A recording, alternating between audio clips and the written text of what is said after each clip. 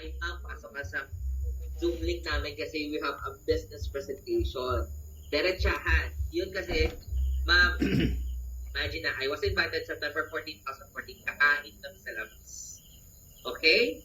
But then, napuntahan ko, the Global Pinoy Travel and Tours, at na-present sa amin, di ba? Actually, sabi na nga na-present, actually sir, meron kaming business ay represent sa'yo.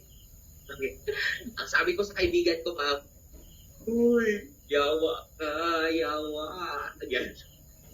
Ganyan sinabi ko, ma'am, sa kaibigan ko. So, kung for the friendship sake na lang talaga, ay nakinig na lang talaga ako. Kasi sabi ng speaker, ma'am, sir, makinig na kayo. May business kami i-professor sa'yo. Namala nyo, ito baka magbabago ng point. So, I met this business, di ba, September 14, 2014. At nag-register po ako at September 15, 2014. Okay? Pwede bang malaman anong date kayo nag-register?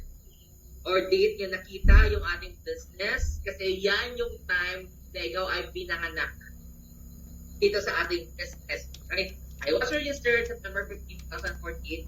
Pero ma'am, no, hindi po mabilis na natin yung 19,000 pesos kasi sa akin, kagaya ko na sumasahod lang ng 8,000 pesos, it was a struggle. It was a challenge for me to look for 19,000 pesos that time because I was only earning 8,000 pesos. It's in middle of the month. Right?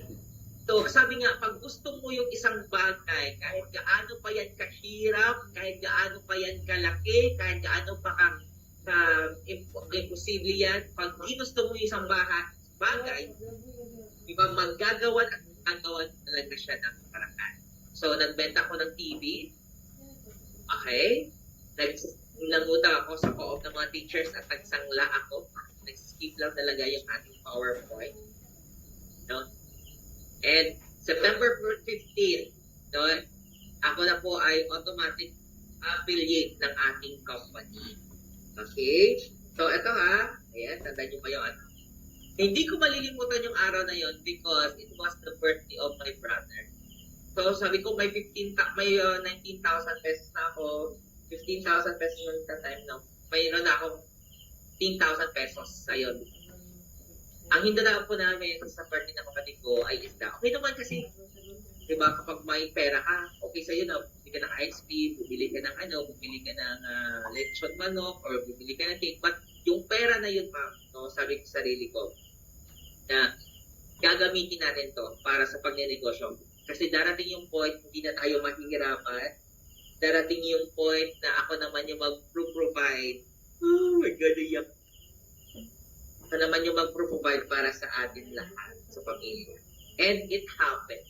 So, ayun, no? Okay, so yun, doon ako na isila dito sa ating business. Okay. So, ito lang talaga yung mali ko, na